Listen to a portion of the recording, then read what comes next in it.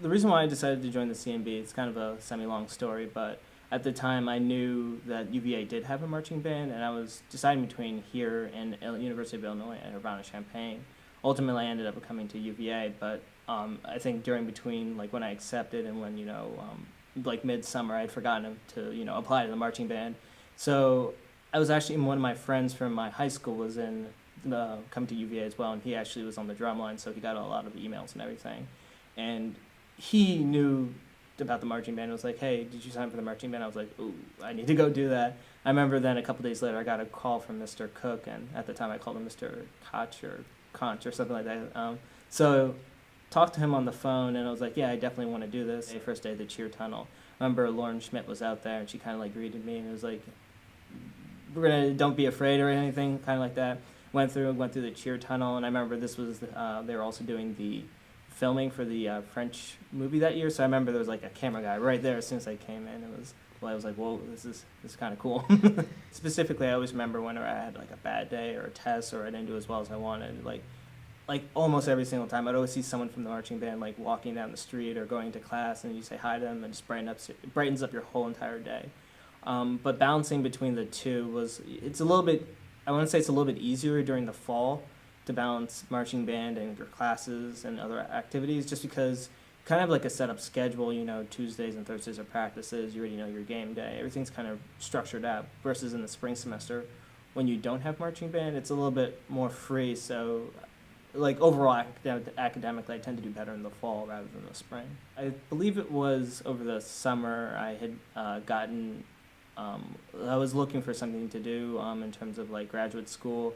I decided I wasn't like ready just for that just yet, and I still wanted to stay in Charlottesville, help out the band a lot, but maybe do some research on the side. So what I actually ended up doing was emailing Mr. Pease. I was like over the summer, I think it was like June or something. I was like, hey, Mr. Pease, do you need any help for next year? I'm going to be in Charlottesville doing research. And he was like, yeah, sure. We actually looking for someone to apply to the administrative assistant, and I was looking at the position.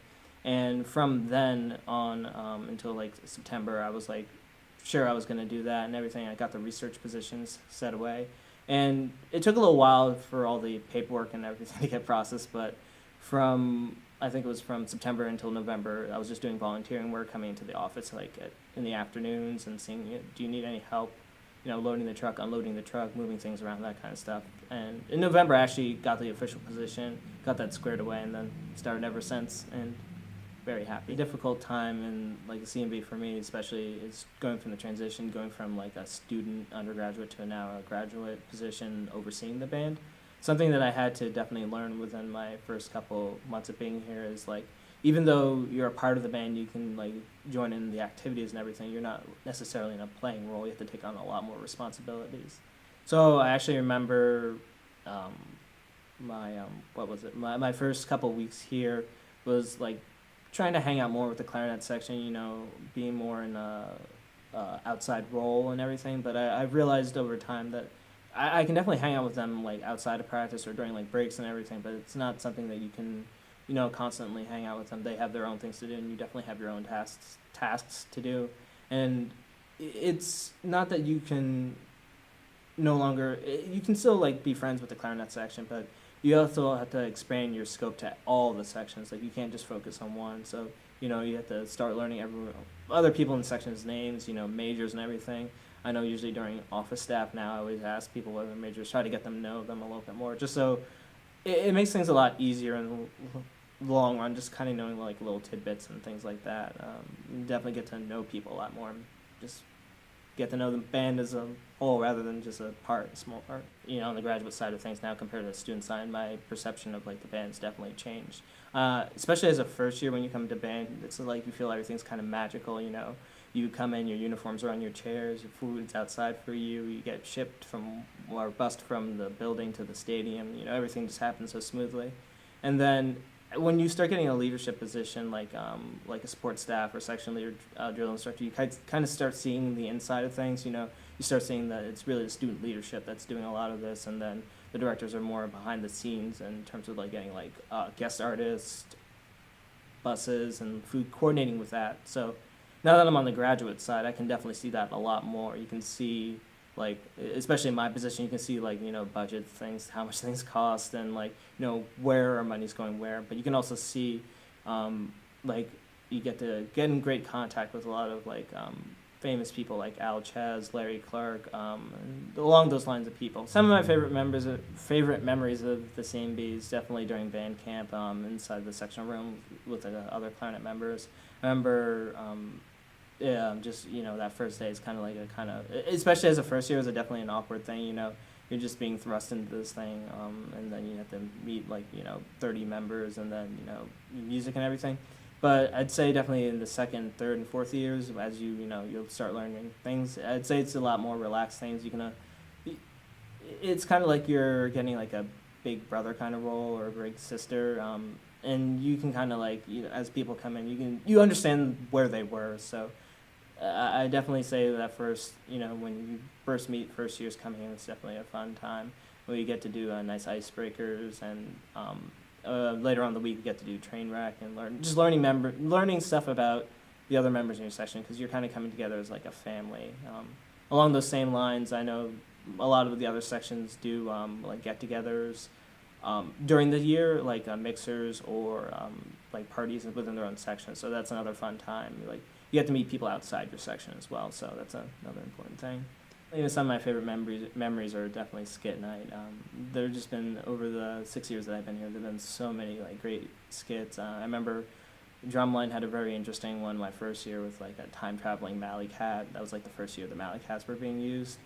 I remember this past band camp, the saxophones did a kind of like a Les Mis interpretation of things. That was so good. And yeah, and even within the clarinet section, I know we've had some really good skits, and 3 years ago or 2 years ago, my fourth year, I guess it was, clarinets and piccolos kind of had like the same skit, and it was just like pure happenstance. Well, some could say like since we're right next door to each other in the rehearsal rooms, we might have like overheard, but it was just funny. And then the following year, we kind of did a mixed or combined skit together, so that was very interesting. Also remember my first year, the baritones, their skit was just running and jumping into the pool, which was hilarious.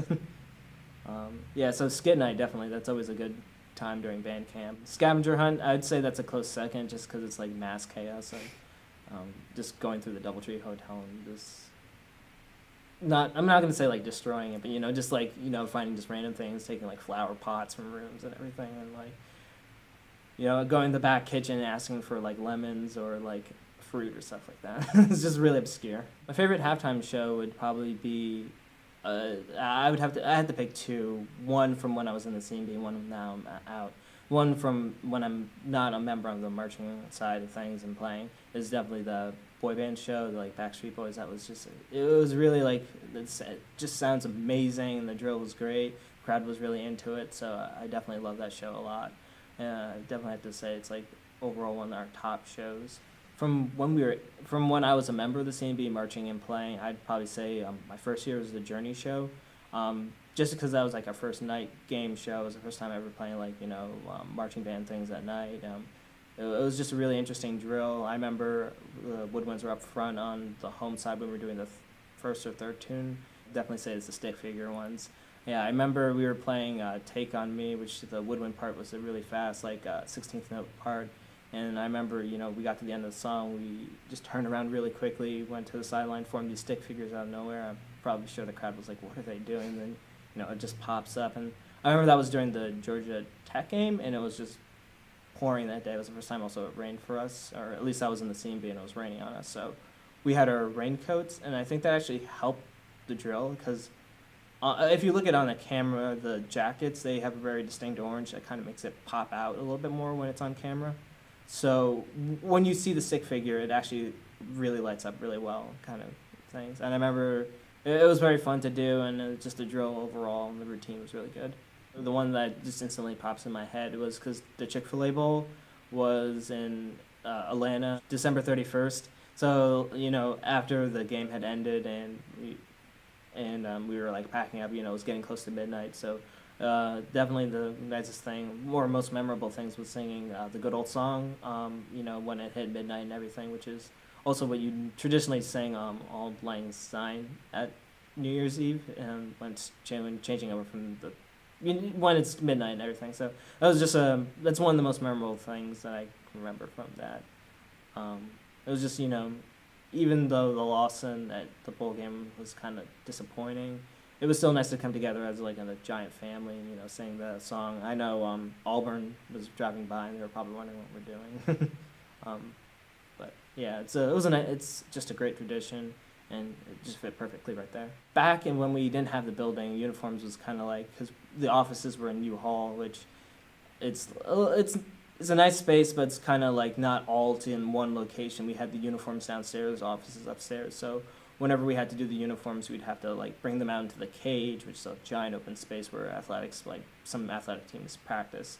And we had to sort them out there, and then we put them back, scrunch them all into this like tiny space, probably like a quarter of the size of the multi-purpose room, and store them there. And then come Friday night, we'd have to load them all into the truck and drive it over to the forum. And then the best part was to roll them over the cobblestone bricks when racks were always falling over. And then inside the forum, it was a small space, probably about the size of the multi-purpose room, and basically it's like 300 people changing there. We did eat at O'Hill, so a lot of people like either changed first and then went up to 8 or 8 and then came down and changed. But seeing how the band is now, we definitely couldn't fit inside there. Just way too many logistics. And now compared to game days here, everything's all in the building. So the uniform crew does a great job setting up that ahead of time. They can actually come in during the week, not always on Wednesdays. They can come in on like any day of the week. They have swipe access, come in, just do their section, and then they can go ahead and come Friday, they can, as a group, put out the uniforms on the chairs. So it's definitely a lot easier process compared to back in the forum.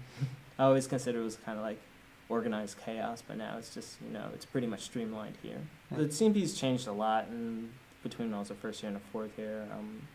The building is a large shift as well. Then we have Mr. Costin, Dwayne Costin, for Mr. Idzier in.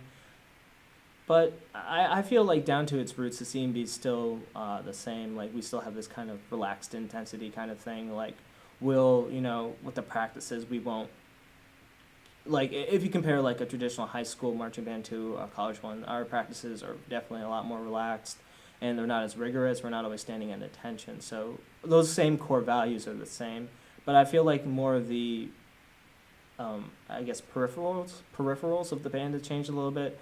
I know we've got a new logo since back, I guess it was in 2010 or 11. We switched from, I guess it was the person with the hat, and now to just the Cavalier marching band at the University of Virginia. So little things like that.